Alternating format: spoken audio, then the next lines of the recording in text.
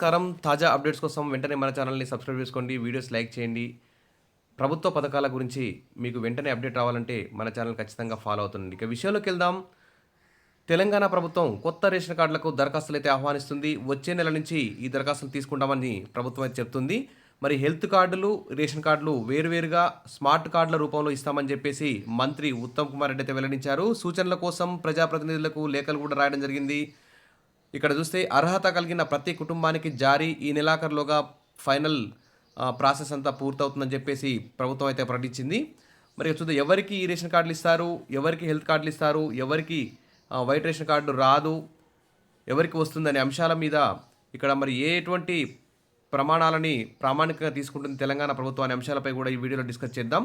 ఇక విషయంలోకి వెళ్తే అక్టోబర్ నుంచి విడివిడిగా health cards, ration cards, smart cards రూపంలో ఇస్తున్నారట.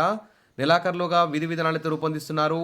ఇక తెల్ల రేషన్ కార్డుకు మరి ఎలాంటి అర్హతలు ఆ, నిర్ణయిస్తారనేది ఇక్కడ చూద్దాం. ఆదాయ పరిమితి మరి గతంలో లాగానే కొనసాగిస్తారా, లేక తగ్గిస్తారా, లేక పెంచుతారా అని చెప్పేసి ఇక్కడ అందరూ కూడా ఆతృతగా ఎదురు చూస్తున్నారు. ఇక్కడ చూస్తే ప్రస్తుతం అయితే ధరలు భారీగా పెరిగిపోయాయి. తమిళనాడులో రేషన్ కార్డుల అర్హత సంవత్సరానికి ₹1,00,000 ఉంటే వైట్ రేషన్ కార్డు ఇస్తారు. ప్రస్తుతం తెలంగాణ, ఆంధ్రప్రదేశ్లో అయితే 2 రకాల పరిమితులు ఉన్నాయి. మరి పలు రాష్ట్రాల్లో కూడా అధ్యయనం చేయిస్తున్నారు తెలంగాణ ప్రభుత్వం. మరి ఫైనల్ స్టేజ్కి ఈ కొత్త కార్డుల జారీ అయితే చేరిందని చెప్పుకోవచ్చు. ఇక్కడ చూస్తే తెలంగాణ మరియు ఏపీలో అయితే గ్రామీణ ప్రాంతాల్లో అయితే ₹1,50,000 ఆదాయం ఉంటే వారికి వైట్ రేషన్ కార్డు వస్తుంది. మరి పట్టణ ప్రాంతాల్లో అయితే 2 లక్షల లోపు ఆదాయాన్ని కలిగి ఉన్న వారికి వైట్ రేషన్ కార్డు వస్తుంది. మరి భూ విస్తీర్ణం చూస్తే తరి 3.5 ఎకరాలు ఉంటే వైట్ రేషన్ కార్డు అర్హులవుతారు. మాగాని 7.5 ఎకరాలు ఉంటే లోపు ఉంటే వైట్ రేషన్ కార్డుకు అర్హులవుతారు. ఈ విధానాన్ని అయితే గతంలో మన 2 తెలుగు రాష్ట్రాల ప్రభుత్వాలు పాటిస్తున్నాయి.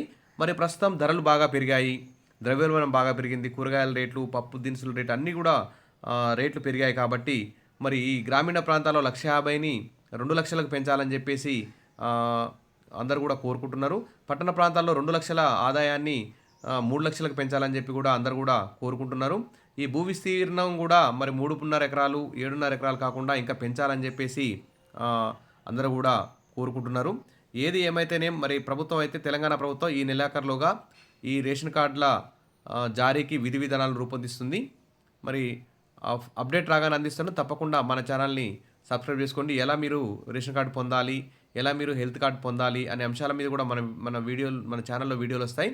తప్పకుండా లైక్ చేయండి. ఇంకో విషయం చూస్తే సన్నాలకు 500 బోనస్, ఖరీఫ్ నుంచి ప్రతి క్వింటాపై చెల్లింపు. ప్రస్తుతం మద్దతు ధర 2320, బోనస్తో కలిపి 2820కి పెంపు. హామీని నిలబెట్టుకున్నామంటూ మంత్రి ఉత్తమ్ కుమార్ రెడ్డి రైతులకు కూడా ఇక్కడ గుడ్ న్యూస్ అయితే చెప్పడం జరిగింది. సరే, ఇప్పటికే ఫ్రీ బస్సు, తర్వాత ఉచిత కరెంటు, ఈ విధంగా ఎన్నో పథకాలను అమలు చేస్తూ ప్రభుత్వం అయితే ముందుకు పోతుంది. సరే, ఈ రేషన్ కార్డులు కూడా ఇస్తే అంతా కూడా హ్యాపీగా ఉంటారు. Wish all the best. మరిన్ని అప్డేట్స్ కోసం మన ఛానల్ని ఫాలో అవుతుండండి. Thank you.